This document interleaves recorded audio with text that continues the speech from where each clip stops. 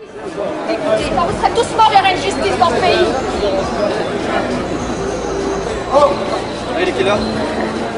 Ouais les gars, c'est la pause là. Le checkpoint est fermé.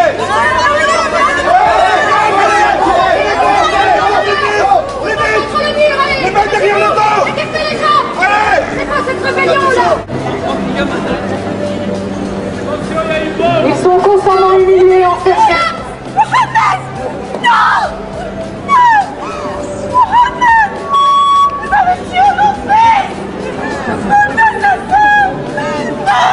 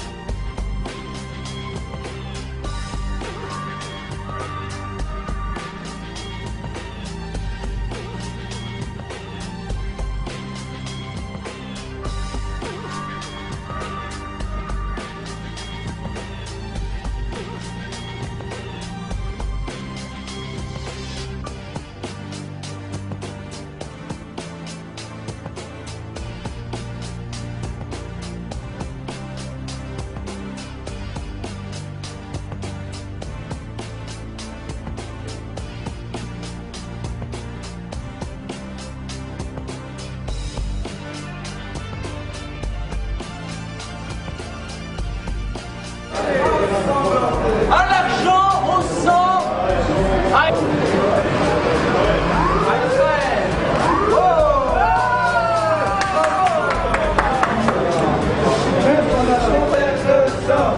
Chef pour la sang, activé le sang.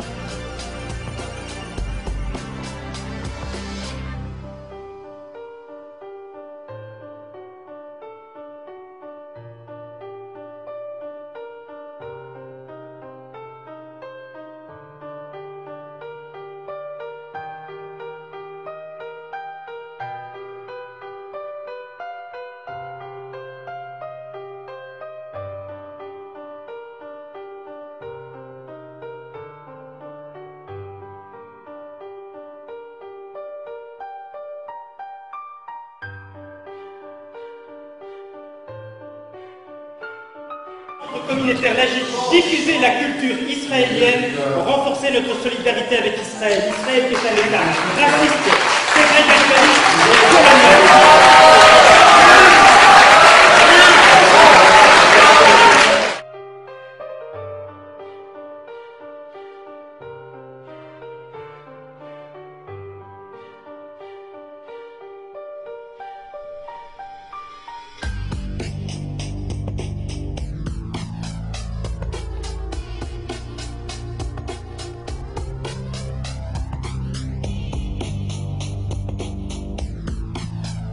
Pour un débat ouvert, sans concession, avec l'extrême droite. La question du négationnisme ne m'intéresse pas. D'ailleurs, je n'ai pas d'avis, puisque il est interdit d'avoir un avis dessus. Donc, en tant que légaliste, je m'en tiens à la vérité officielle.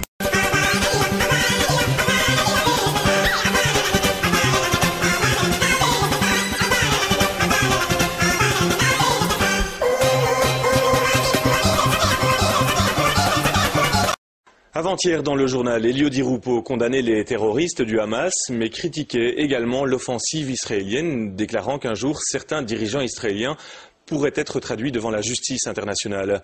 Des propos qui choquent le comité de coordination des organisations juives de Belgique. Benjamin Brockville. Voici le président du CCOJB. Lorsqu'il regarde l'interview d'Elio Di Rupo, il s'indigne. Pour lui, le président du PS importe le conflit du Proche-Orient dans nos rues. On voit que depuis une dizaine de jours, dans les rues de Bruxelles, dans les grandes artères, vous avez des gens qui manifestent avec des drapeaux du Hamas, des drapeaux du Hezbollah, et qui crient mort aux Juifs et qui appellent au djihad. Donc je pense que plutôt que de jouer au pyromane pour peut-être des échéances électorales. Il faudrait être un peu responsable.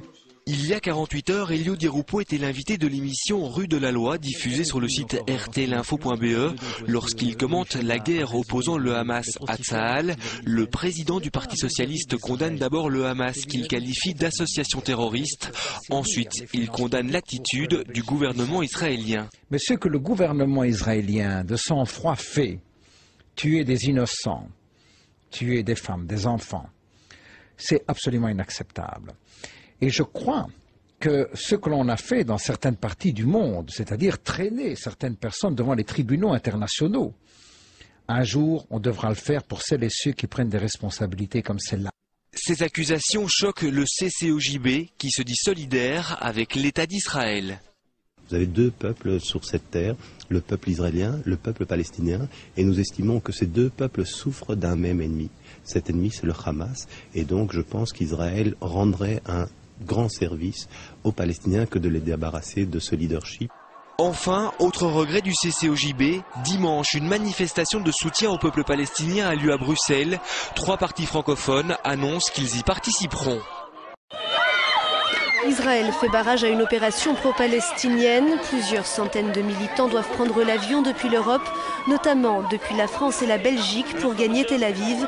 Les autorités israéliennes ont transmis aux compagnies aériennes une liste de 1200 passagers qu'elles ne laisseront pas entrer sur leur territoire. Apparemment, Israël, je ne savais pas que c'était un pays fermé.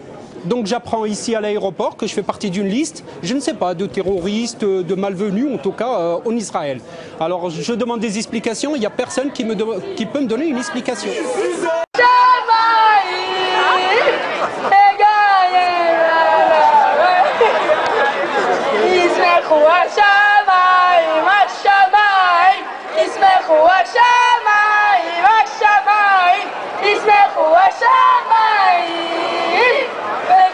Welk volk, schreef Voltaire in zijn Dictionnaire philosophique, met spijt spreek ik over dit volk. Dit volk is in menig opzicht het meest verwerpelijke dat ooit de aarde heeft bevuild. Zei Voltaire dat over de Vlamingen, over de Joden of over de Turken? Jan Peumans. De Turken. 200 euro voor de tegenpartij, hij zei het over de Joden. Dat zou ik dus hier niet durven zeggen. Ik dus. En wel over de Turken. Ja, maar die zijn daar heel gevoelig aan, hè, de Joden. Hè. Dus ik heb dat als voorzitter van het parlement al ervaren, dus ik durfde dat dus niet. Ja, eigenlijk zou je die vraag eigenlijk niet moeten liquideren en een nieuwe vraag moeten stellen. Maar dat is ook heel gevaarlijk, zo in één zin het woord liquideren en Joden. Ja. En hij heeft het gezegd, hè? En ik heb het niet gezegd. Alsjeblieft. À l'étranger, réunion importante aujourd'hui des ministres arabes des Affaires étrangères. Rassemblés au Caire, ils tentent de définir une position commune sur la crise de Gaza, et ce 5 jours après le début des raids israéliens qui ont fait près de 380 morts. Eric Van Deus. Ces images nous proviennent d'une équipe de CNN, filmées de nuit, 2 jeunes recrues du Hamas. Des feux produisent une fumée censée les rendre invisibles depuis le ciel. Entraînement au tir, au franchissement d'obstacles ou à la prise d'otages. Le vrai visage du Hamas, mouvement d'abord terroriste. Les yeux bandés, les journalistes sont également amenés dans une fabrique artisanale de roquettes. Des armes dont la puissance augmente. L'une d'entre elles a touché cette nuit une école à Beersheba, à 40 km de la frontière. C'est la première fois qu'Israël est touché aussi loin. Nous partons en vacances pour 2 ou 3 jours, à l'abri des bombes avec nos enfants. Nous voulons oublier tous les problèmes, toutes les bombes et les bombardements, c'est tout. On espère que cela ne se reproduira plus jamais. Côté palestinien, enfermé à Gaza, la population n'a pas cette possibilité de fuite. Selon l'ONU, au moins 25% des victimes sont des civils. On dénombre désormais 1900 blessés, 400 morts, dont 42 enfants. Israël a refusé hier soir la proposition française de trêve. Il y a une convergence pour demander un cessez-le-feu immédiat. Trêve humanitaire si l'on veut, mais il faut que ce cessez-le-feu qui permettrait l'accès humanitaire soit permanent et respecté, parce qu'on a connu beaucoup de cessez-le-feu qui n'ont pas été respectés.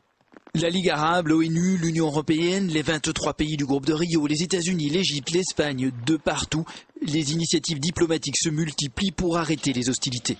Israël annonce réunir ce matin son cabinet de sécurité pour réfléchir aux propositions, mais cette réflexion pour l'instant n'arrête pas les bombes.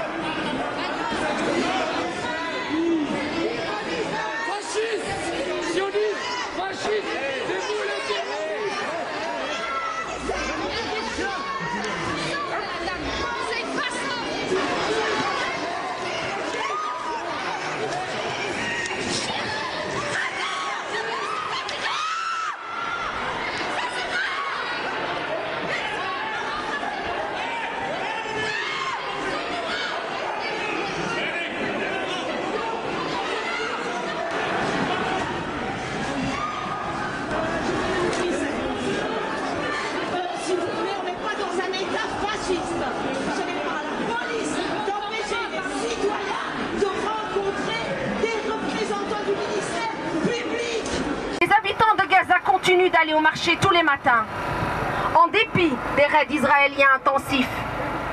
Quand il y a un bombardement dans leur quartier, les citoyens de Gaza sortent pour venir en aide aux victimes, malgré les risques et les dangers de mort.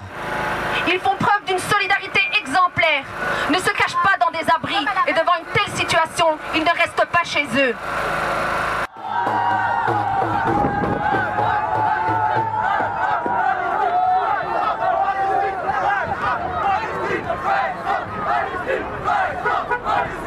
Votre voix, tous, à l'unisson.